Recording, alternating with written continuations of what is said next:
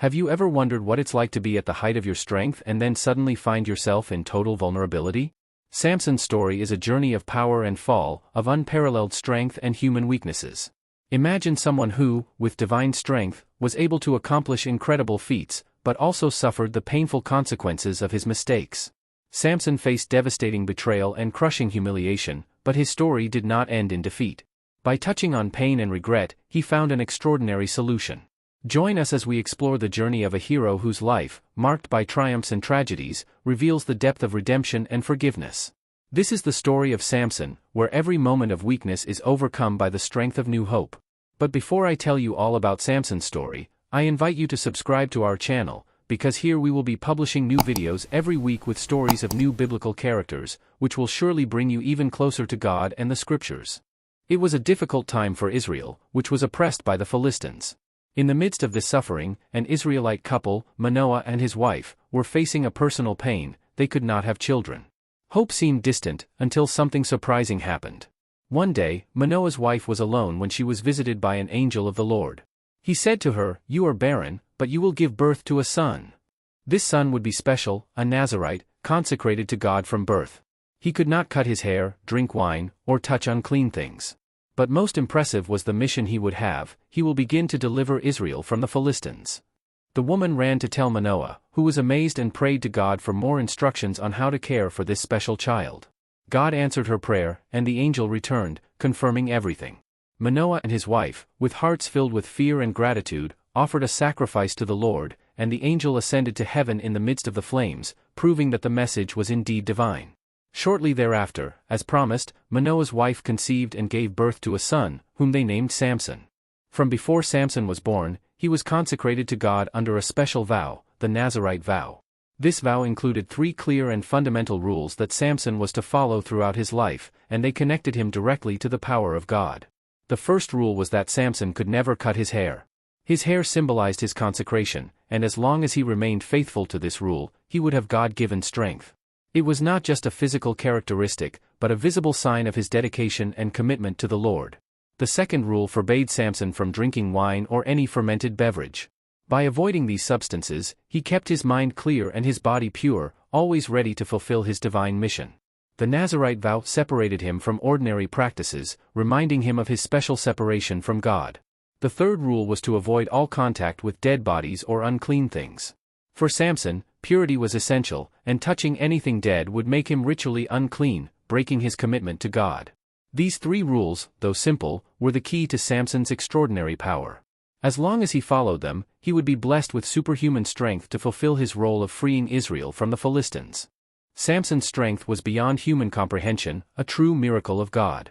His power did not come from ordinary muscles, but from the Spirit of the Lord, which enabled him to perform extraordinary feats. The first great example of this was when, on the way to Timnah, a young lion leaped upon him.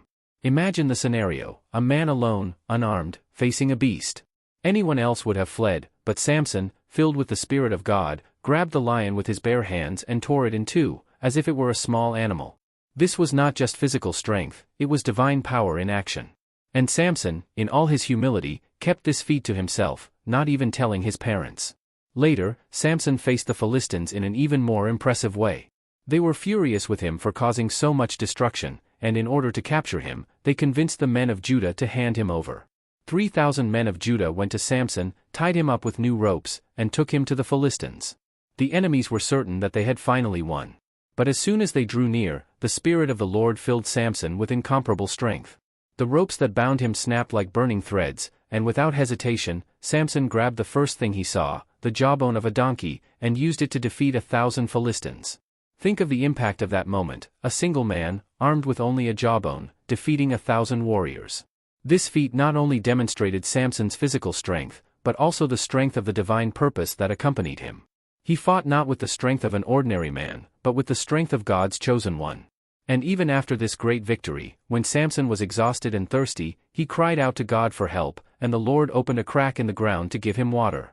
This showed that even with all his strength, Samson was completely dependent on God. Such moments define what Samson's strength was: a power that did not come from himself, but from his connection to God. As long as he kept his vow and remained faithful, his strength would be invincible. What do you think of Samson's incredible strength and the divine power that accompanied it? How do you see the difference between ordinary physical strength and the strength that comes from God? Leave your thoughts and impressions in the comments below. Samson's first decisive encounter with the Philistines began with a personal decision. He wanted to marry a Philistine woman from Timnah, which worried his parents, who did not understand his choice. The relationship between the Israelites and the Philistines was tense, and an alliance with a Philistine seemed unwise, but Samson was determined. During the betrothal celebration, Samson posed a riddle to the Philistine guests, promising that if they solved it, he would give them 30 sets of fine clothing. The riddle was, out of the eater came forth food, and out of the strong came forth sweetness. The Philistines, unable to solve the riddle, pressured Samson's wife until she revealed the answer. When Samson discovered that his riddle had been solved through treachery, he was furious. To fulfill his wager and demonstrate his power, he went to the Philistine city of Ashkelon. There, Samson used his supernatural strength to kill 30 men, take their clothing, and hand them over to the Philistines. This act was not only a fulfillment of the wager, but also a powerful demonstration of the divine strength he possessed. This first confrontation showed the Philistines that Samson was a man of immense strength and that his strength came directly from God. From that moment on, the tension between Samson and the Philistines increased, marking the beginning of a series of events that would culminate in great battles and confrontations, as Samson continued his divine mission to free Israel. During Samson's wedding to a Philistine woman from Timnah, he decided to pose a riddle to entertain the Philistine guests. The riddle was, out of the eater came forth food, and out of the strong came forth sweetness. He promised 30 sets of fine clothing to whoever could solve it. If no one answered correctly, the Philistines would have to give him 30 sets of clothing. The Philistines, challenged by the riddle, tried to figure out the answer, but to no avail. Frustrated, they pressured Samson's wife, threatening her and her family if she did not find out the answer. In fear and despair, the wife begged Samson to reveal the secret, and he reluctantly told her. With the answer in hand, Samson's wife revealed the riddle to the Philistines. They were able to solve the riddle and receive the 30 sets of clothing that had been promised. Feeling betrayed and outraged, Samson decided to retaliate in a drastic manner. He traveled to the Philistine city of Ashkelon, where he used his supernatural strength to kill 30 men. After the massacre, he took the clothes of the dead and gave them to the Philistines to fulfill the wager.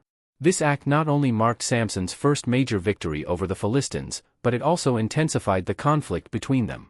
His betrayal of his wife and the forced fulfillment of the wager set a precedent for future battles and confrontations, setting the stage for Samson's role as a defiant leader against the Philistine oppressors. After the episode of betrayal and the humiliation caused by the riddle, Samson was consumed with fury. His anger against the Philistines who had deceived and disrespected him was boiling over, and he was determined to demonstrate the power God had given him. Samson devised an audacious plan to take revenge on the Philistines. He captured 300 foxes, a task that in itself required great courage and skill. Samson tied torches between the pairs of foxes and, at dusk, released the animals into the Philistines' grain fields and vineyards. The frightened foxes, running wild, spread fire throughout the vegetation, consuming the crops and destroying the crops. The devastation was complete, and the Philistines lost much of their food source and agricultural wealth. The burning of the fields was a severe blow, but Samson did not stop there. He returned to Ashkelon and, with his supernatural strength, attacked the city directly. Samson, driven by his anger and divine strength, killed many Philistines, inflicting great losses and causing panic among the people. The destruction wrought by Samson left the Philistines stunned and fearful. They realized that he was not just a strong man, but a powerful force sent by God to challenge them. This act of revenge not only demonstrated Samson's strength, but also established his position as a leader and liberator against Philistine oppression. Samson's rage and destruction of Ashkelon were pivotal moments in his mission to free Israel, showing the Philistines the seriousness of his struggle and the power of the divine strength that was with him. If you found it impressive how Samson used his strength and cunning to defy the Philistines and protect his people, be sure to leave a like. Your support helps bring more fascinating and detailed stories about biblical characters like Samson. After the destruction of the Philistine camps, Samson took refuge in a cave in Etam to protect himself from the enraged Philistines. The Philistines, seeing the extent of the damage Samson had caused, gathered a large army and marched against Judah, demanding the handover of the man who had raided their camps. The Philistines were determined to capture and punish him. Faced with the imminent threat, the leaders of Judah, fearing the wrath of the Philistines, decided that the only solution was to hand over Samson. They sent 3,000 men to capture the hero. Samson, knowing that the situation was dire, offered no resistance and allowed them to tie him up with new ropes, trusting in his strength for a possible opportunity to escape. When Samson was taken to the Philistines, he found himself surrounded by a crowd of enemies who laughed and mocked him. However, Samson spotted a donkey's jawbone nearby. Seizing the opportunity, he picked up the dry bone and used it as a makeshift weapon. With the jawbone of a donkey in hand, Samson fought with incredible strength. Every blow he struck seemed to be guided by a supernatural force. He attacked the Philistines with deadly precision, cutting down one enemy after another. The battle was brutal, and panic spread among the Philistines, who could not understand how one unarmed man could cause so much destruction. Samson defeated 1,000 Philistines before he stood, exhausted but triumphant. With his victory, he had not only freed himself from his physical bonds, but had also struck a decisive blow against his oppressors. This victory demonstrated the divine strength that accompanied him and solidified Samson's reputation as a powerful defender of Israel. After his remarkable victory with the donkey jawbone, Samson headed for Lehi, a Philistine city. Upon arriving, he discovered that the Philistines had surrounded the city to capture and defeat him once and for all. Samson, though a mighty warrior, was tired and dehydrated after a series of skirmishes. While surrounded and fighting, Samson found himself in a critical situation. The battle was exhausting and his thirst was intense. Amidst the chaos, Samson prayed to God, asking for a spring of water to restore his strength. This plea for help did not go unheeded. Miraculously, a spring of water sprang up from the ground in an unexpected place, probably from a rock, and filled a nearby hole or pit.